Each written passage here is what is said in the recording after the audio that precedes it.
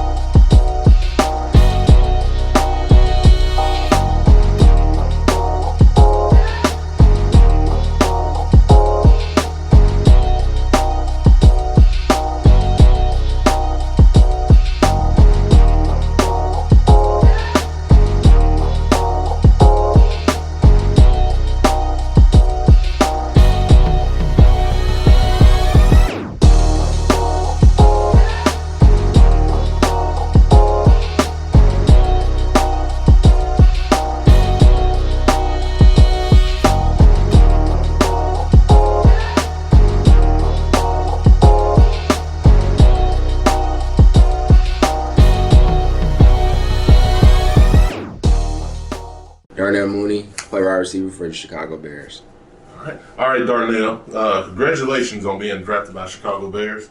I know this is a dream come true for you, and all kids have that dream growing up, wanting to play in the NFL.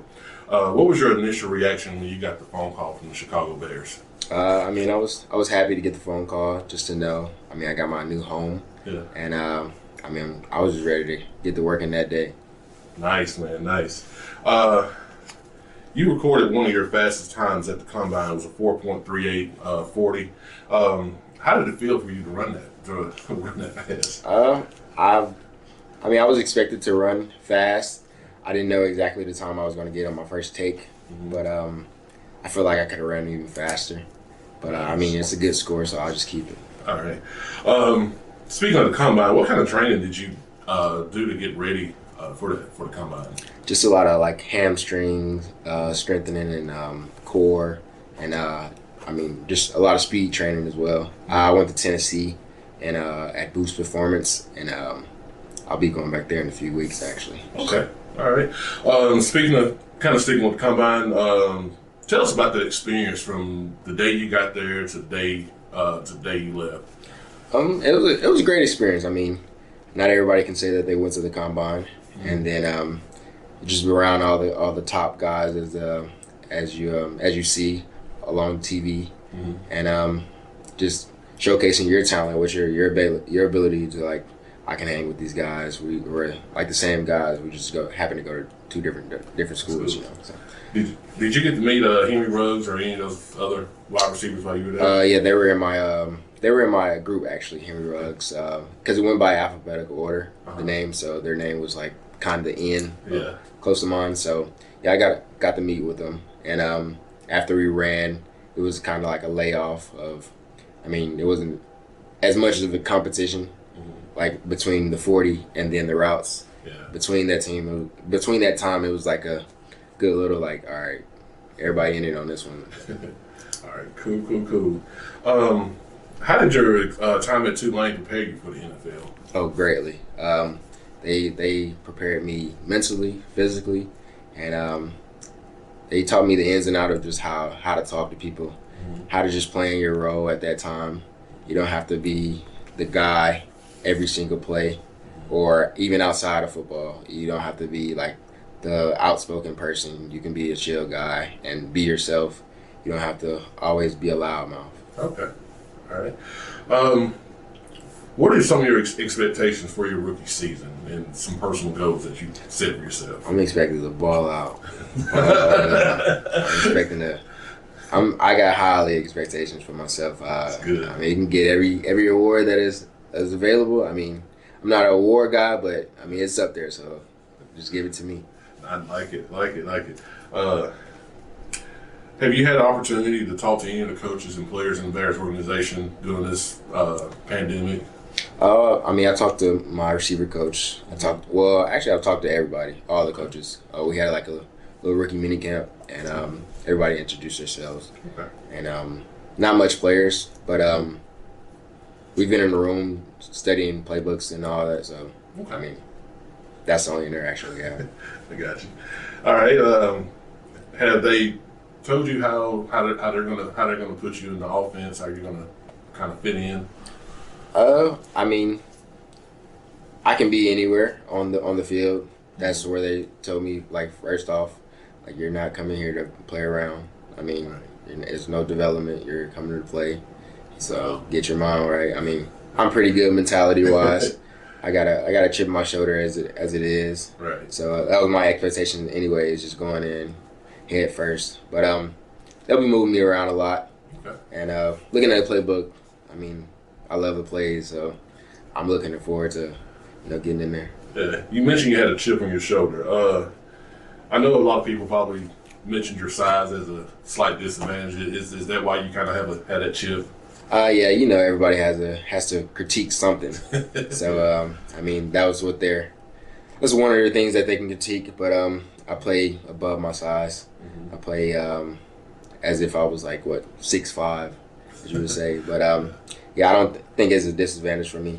Okay, good deal.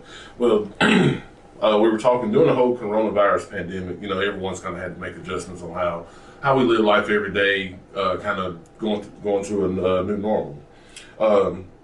And that's kind of kept teams from having mini camps or whatever. So I've heard that you got a unique way of learning the playbook. Tell us about that a little bit.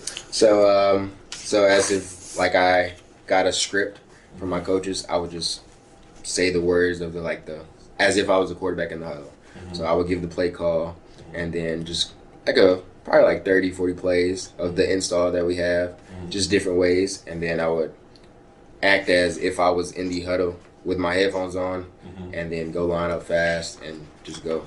So I can go do my route, and then I catch the ball. Cool. And I also read where former Gadsden City quarterback Ahmad Ramus, y'all have been working together. Yeah, that's my guy. That's your guy. Yeah, hey, y'all were a 1-2 punch at Gadsden City. I remember that those years y'all were there. Yeah. We kind of switch gears a little bit. How does your family feel about this whole experience and you going to the NFL? They're proud of me. I mean, they're just excited. Just from me, younger, mm-hmm. just not having much, and then now, I mean, just working up so much now that I'm, doing big things. Yeah, I think everybody in Gas is excited for you. Talk to us about your support system. I know your mom, Valerie. She travels quite a bit. I know Sabrina Reed. They're always in the car together, going to see you play. Yeah. Talk about that and how that helps you and motivates you. I have a lot of support, from Gadsden, Ohio, Chicago as well. But I mean, it helps. It motivates me a lot. I mean, they're not looking for me to disappoint them. I mean, I can't disappoint them. I'm always, on the high. Even when I'm low, they're still proud of me just to where I am at that day. Okay. Most people probably don't know this, but you've got a twin brother. Mm-hmm. You guys went to 2 different colleges. Talk about y'all's relationships while y'all were in school. We never played a game without each other until our first college game. So it was kind of different of just going out there without my brother. We warm up together, say a prayer together, and then it was kind of different from going to our first game. Mm-hmm. But our relationship grew even stronger after college. Well, after we left for college, being separated. Mm-hmm. So I mean, it was a good experience of just doing that as well. Okay. You had a pretty solid career at Tulane under Coach Matt Fritz. I know once he was hired at Tulane, you were one of the first people he called. Talk about your relationship with Coach Fritz. Coach Fritz is he's another person I can call my guy. Mm-hmm. If I need anything, I can call him. He's not a guy that's just a favorite player guy. Mm-hmm. He's gonna tell you straight up how it is, regardless of who you are. He's gonna keep it real, and I love that about him. Nice. Tulane, you played in 49 total games. Second team all conference in 2018. Just tell us about your whole time at Tulane. How was that experience? It was another one of a great experience. Just my freshman year, I was going in as like, hey, don't step on any toes. Just go in there and play your role. The ball will find you as long as you continue to keep working and just doing your job, just catching the ball. Right. Sophomore year, make some more plays, step it up a notch. Junior year, go absolutely crazy, and play as if it was your senior year, as you're trying to leave that year. Yeah. And then if you do go to your senior year, cruise it out. Yeah. Don't get hurt. That's smart. Did your coaches at Gadsden City kind of prepare you for college? Definitely. I had Coach Scott and Coach Smith. I mean, we ran practices as if we were in college. So when I got to college, it was the same thing. Same thing. Yeah, like the way we prepare for practice, and then after practice wise, taking ice baths, and then studying film. But yeah, it was no different to me. So once I got there, it was all the same to me. All the same. All right. We were talking earlier about everybody in Gadsden being proud of you. I guess you've become a hometown hero. I don't jump in here, but obviously by Hayden Coker's response. Oh yeah, that's pretty safe assumption. Yeah, man, you already got a super fan right here. When we posted that you had got drafted by the Bears on my Facebook page, man, it just blew up. How does that feel having a whole entire community just behind you like that? It feels great. I mean, and then in the future, once I got some things planned out, to give back, and it's going to be great for the city. Cool. Yeah, like I said, that post, I think it went viral, man. I mean, it just blew. That's probably one of our highest rated posts we've had. Yeah, because it wasn't just like a Gadsden City thing at all. You had people just respect the hard work and the talent and doing the right things and making it out of the city. Yeah. Oh yeah. I mean, it's just people just respected that. It's everywhere. We'll kind of go back a little bit. What age did you start playing football and kind of become interested in the sport? I think 8. I think that was when we were able to play. I played my first football game was at the Eastside Eagles, and I mean, first started off as an offensive lineman. Really? Yeah, and then I don't know. One day I just got the ball. I don't know how I had ended up with it, but got it and did my thing. And they were like, "Yeah, we definitely had him at the wrong position." So you played for the Eastside Eagles. Where did you play in middle school? Gadsden Middle. Gadsden Middle, and then of course Gadsden City. Nice. The Eastside Eagles was dominant, man. They were. They've always been dominant. They won championship after championship. So yeah, you got started on a good organization. Yeah. Who are some of the coaches that, as you've come up throughout the years, have kind of been your guy, as you say? Coach Scott, I would have to say one. Coach Smith as well. Coach Walker, he used to be a DB coach at Gadsden City, and I mean, he wasn't my coach, so I didn't get to talk to him a lot. But we had a relationship that I mean, I was always a guy that just wanted to know what the defense was doing. So it would help me on my side of the ball. Just what are you doing trying to stop me? Gotcha. And then sometimes I played defensive back. So I mean, we had a relationship there. But those are some of the guys in high school that me growing up just grew on me. Okay. All right. What about some of the guys in college? I would have to say my receiver coach, Coach Conway, Coach Fritz as well. Okay. Coach Fobbs, he's a running back coach, but he's also a returner coach. And then Coach Hampton, he's a DB coach. I don't know what it is about the DB coach. just like, you want to know what the defense is doing. I got you. Besides coaches, who are some people outside of football that have kind of pushed you along and been an influence to you? I would have to say he's still a coach, but he's not. He was only my coach in middle school for basketball. But Coach Russell, he's a guy I can talk to no matter what about anything, and he's a guy I've been around my whole life, basically, and I mean he's family to me. He's not much as a coach. He's just like family to me. So Okay, I got you. As a receiver, was there somebody in the NFL or college that you try to kind of model your game after? Not so much model my game after. I just take little pieces of everybody, and then I just like to see what they do and how they're beating this defender. They're doing something new. Then I'm just like, okay, yeah, that's pretty nice. I'll involve that in my game. But if I have to get some guys, Jarvis Landry was a good guy. Adam Thielen, and Ryan Grant. He's a Tulane person, but he runs great routes. So Cool. 10 or 20 years from now, when we interview you again, because we're still going to be around,